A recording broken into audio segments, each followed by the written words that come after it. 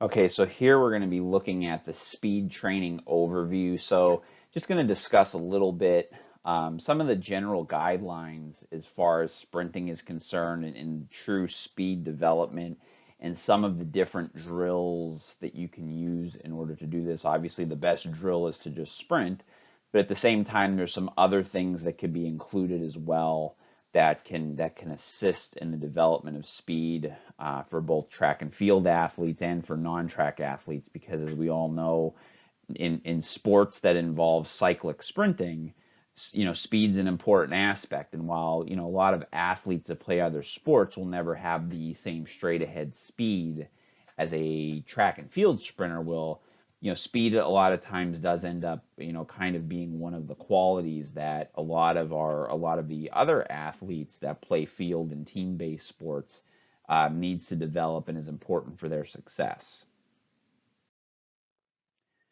So here are some different aspects of sprinting. So when you're training for sprinting, there's different distances and times that kind of correspond with as far as your abilities to sprint and have and optimize. So when we look at these different distances, okay, these are, and again, there's different applications of these for different sports for different reasons, okay? So the start is the first 10 meters, okay? So from 0 to 10 meters.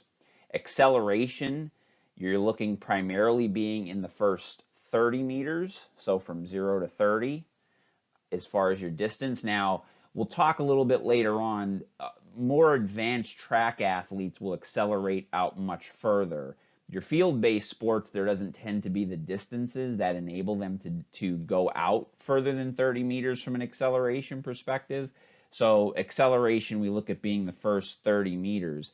Maximum velocity is somewhere between 50 and 80 meters or less than 8 seconds. Okay, now, so when we get into these longer distances, there's also going to be a time reference, and part of that is because obviously for athletes of different levels, it may become more of a time issue more so than distance, depending upon what their abilities are.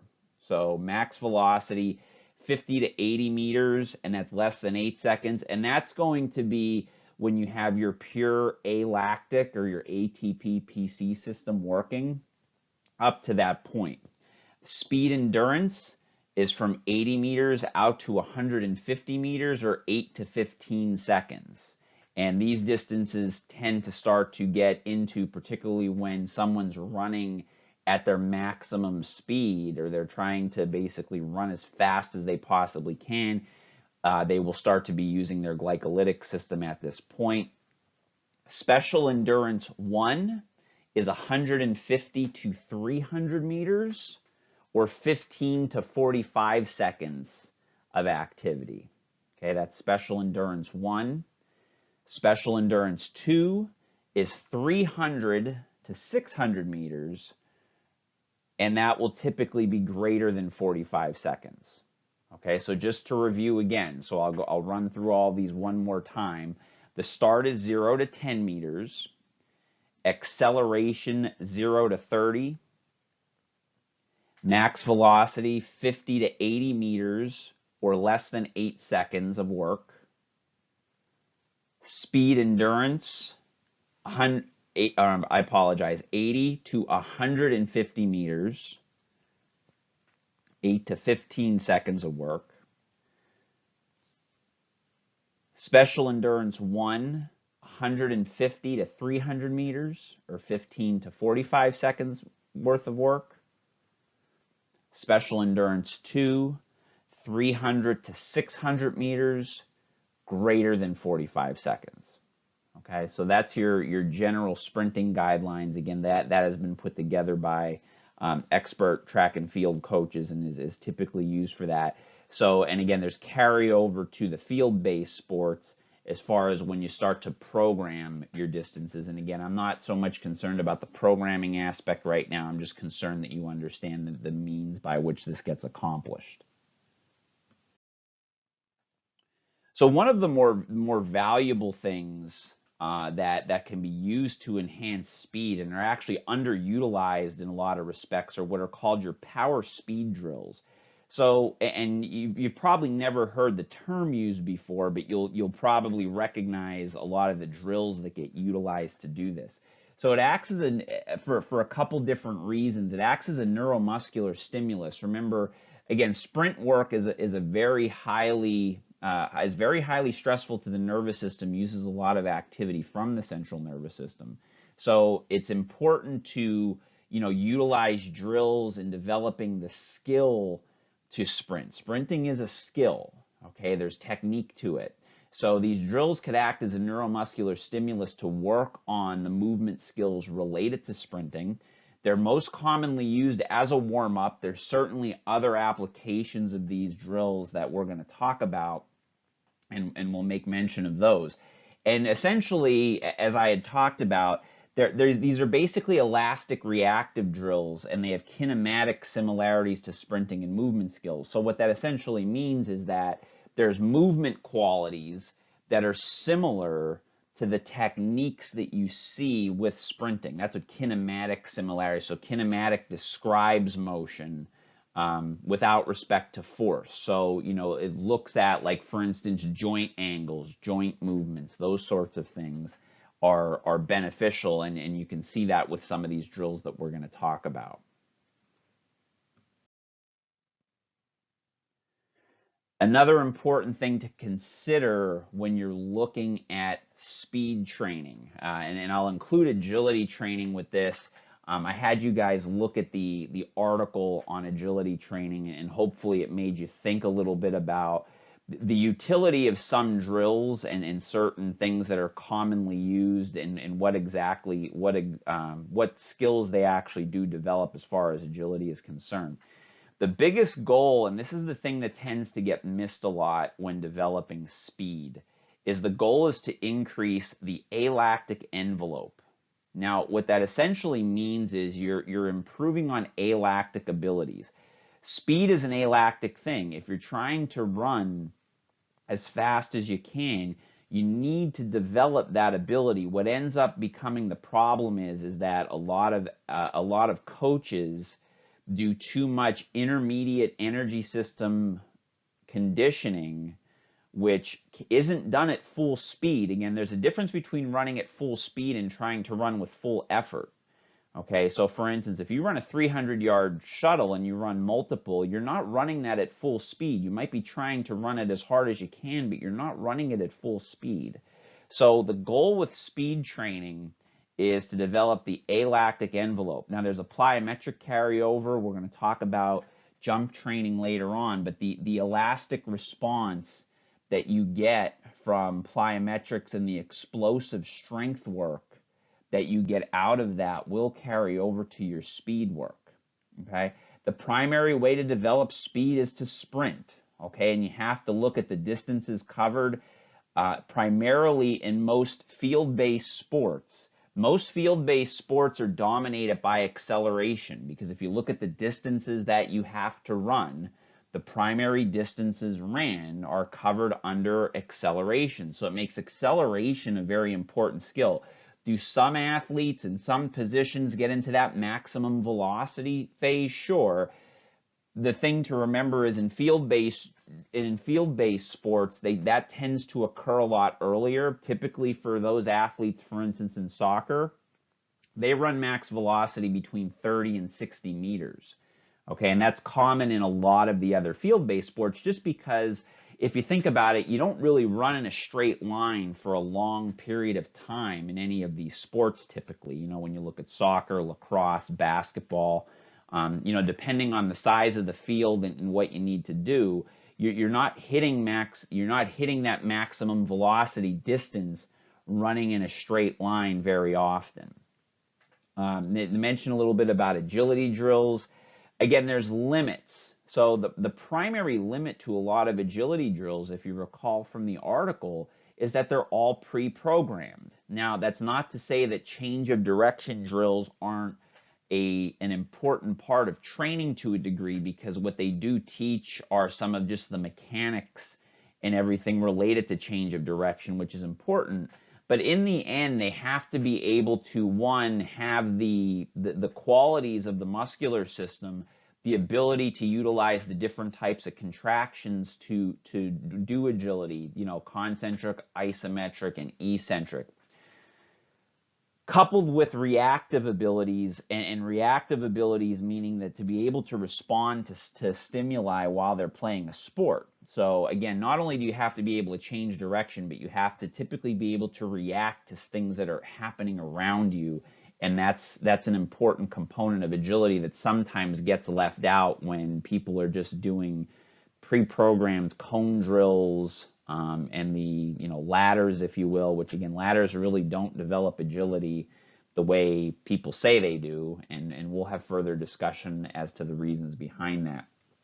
One of the big things with speed training, again, this all goes to, you can't convolute speed training and turn it into conditioning. Speed training is about quality over quantity. We're not trying to make people tired from a metabolic standpoint when we do this stuff, okay? Complete rest periods are very important, okay? And one of the recommendations, and again, understand there's some variability with this, okay? But typically, your rest intervals when you're training the alactic system for speed and power, when you're talking about running, is you should be resting about 1 minute for every 10 meters of work. And sometimes, again, based on what we've experienced with sport coaches and conditioning, that seems kind of, we're just not familiar with that, because again, we're used to, quote unquote conditioning making you metabolically tired, huffing and puffing, having that overall sense of metabolic fatigue. Again, you're not trying to do that here. Okay, so about 1 minute for every 10 meters of work. So literally, if you do a 10-meter acceleration drill, you rest at least 1 minute. Okay, some people do go down to 30 seconds, and that could be fine as well. And interestingly enough, the faster somebody gets, so actually the better they get, they actually have to tend to rest longer, because of the fact that the individual efforts are so stressful. So again, that's kind of another thing that's counterintuitive to what most people commonly think of. Anytime they're doing any type of training, they think, well, the better they get at it, they should take shorter rest intervals. Again, that's true if you're training an energy system for metabolic capacity. It's not true if you're training it for power, because the more power, the more output somebody has, the more rest they actually need if that's the type of ability you're trying to address. So that's a really important aspect of this. And then as far as your overall volume of speed work, somewhere in the vicinity of 180 to 500 meters. Again, it could be a little less than 180. I would say this, for most of the ranges you're going to see in research, 500 tends to be the absolute high point, because after that, and that's actually a very large volume of speed work. Okay, that would be a pretty long workout. You probably wouldn't even see that much for most of your field sport athletes. That would be like a track and field sprinter, more than likely towards the end of their training. The other important aspect of this is, again, this is a high intensity element. You need at least 48 hours of rest between high intensity elements. Okay, so that's another important thing to remember, once you get into some other coursework involving planning and things of that nature. So a lot of this stuff should look familiar. These are your speed power drills. Okay, so the ABC series, the A march, A skip, A run, and then you have the same thing. You have the march, skip, and run for the B and C series as well. Lateral, backward, skip, shuffles, butt kicks. The modified version of the butt kick is much more preferred. So if you're unaware of what the modified butt kicker is, the modified butt kicker, instead of what we commonly think of the butt kicker, like some people like to call it the bum kicker, where you're just kind of rapidly flexing your knees, it's actually a poor drill to utilize to warm up. And if someone wants to say, well, it warms up the hamstrings, we could warm up the hamstrings this way too.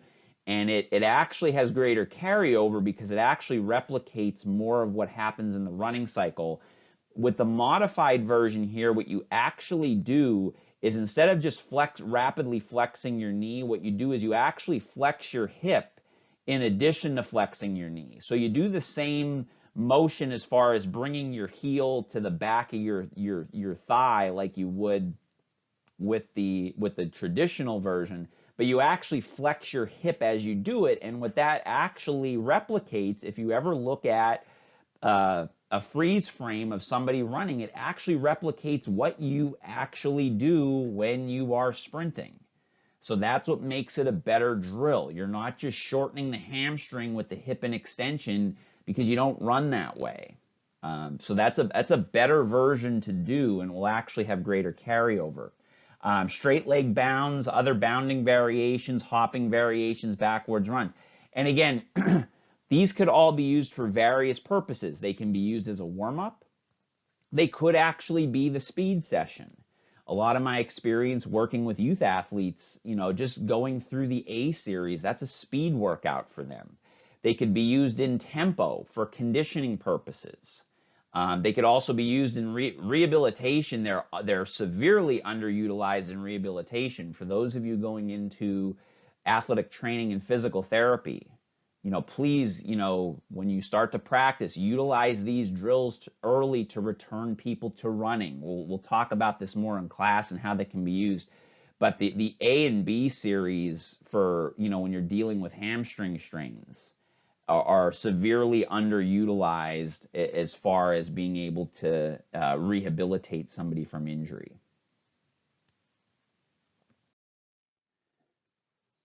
So just briefly mention jumps. Jumps do have a great carryover to speed development.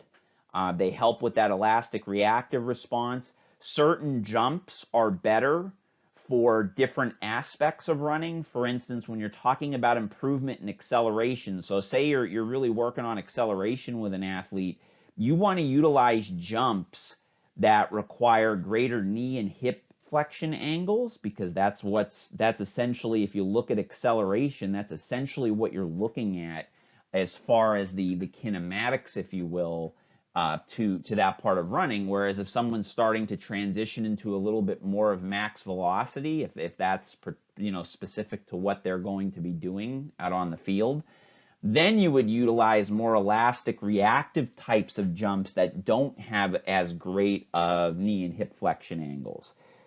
Because again, that carries over more to the maximum velocity phase. So, and all I did was just give here, this is just a sample sequence. So when you're programming if you wanted to program a jump sequence, so this would be something that would take place over the course of months to weeks, a transition. Single standing jumps, you would transition to multiple jumps with forward displacement, multiple jumps without forward displacement, jumps with overload, and then depth jumps. Depth jumps are the most stressful type of jump, so that's where you're basically dropping off of a box. Again, typically you don't jump off of boxes, particularly high boxes. There are drills where you can do that, but with a depth jump, you don't. A depth jump, you're just stepping off, landing, and immediately jumping. So that's the most stressful type of jump, because if you think about it, you're now basically accelerating to the ground at the speed of gravity. So that, coupled with your body weight, turns that into a very stressful activity.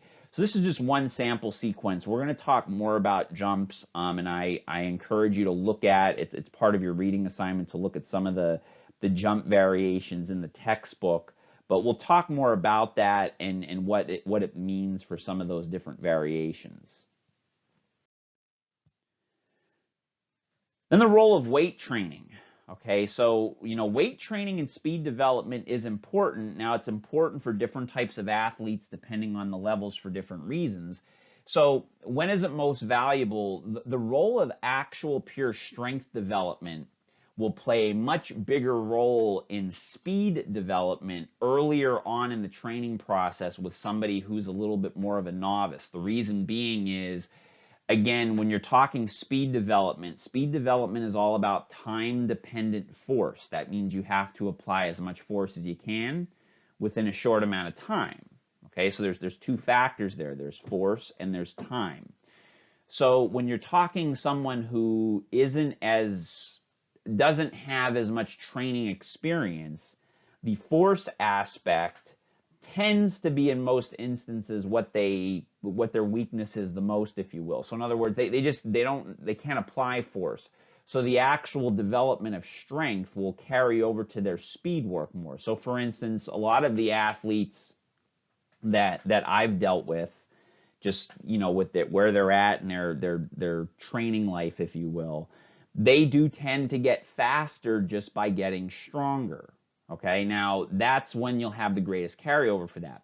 Once people start to get faster because of that, then the strength training doesn't play as big a role per se with the development of their speed, but it is important for supporting what they're going to be doing to further develop their speed. So take an elite track and field athlete.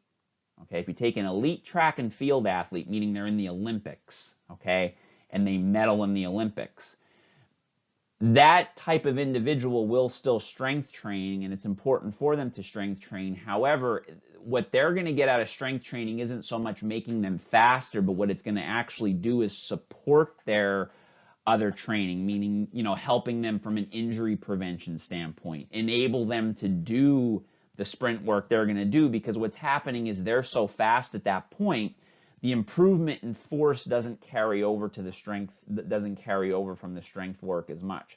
So they look at that as more general organism strength and to help them recruit motor units. Again, you have to be thinking of weight training and strength work for athletes as a method for them to not only just stimulate and grow muscles, but as a way to stimulate their nervous system, okay?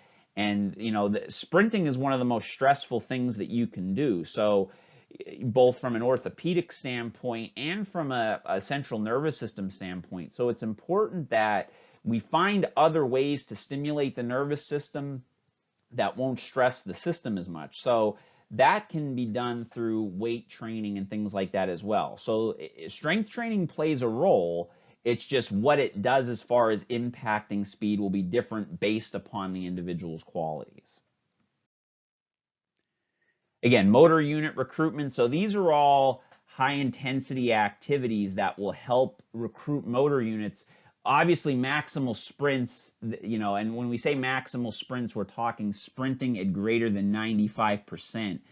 That will be something that will be one of the most stressful things to the body. So again, you got to do things to support that, particularly for very fast individuals, again, Olympic level sprinters, even high level college sprinters. Again, they will need to do strength work to just support what it is they're doing when they're sprinting.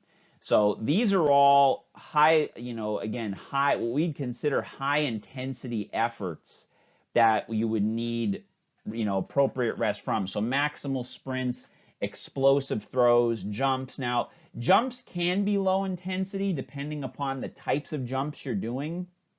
Obviously, like a depth jump would be a high intensity jump, as opposed to maybe doing like ankle pogo hops, which could be, which are a little bit more of a lower intensity. Olympic lifts also done at greater than 95%.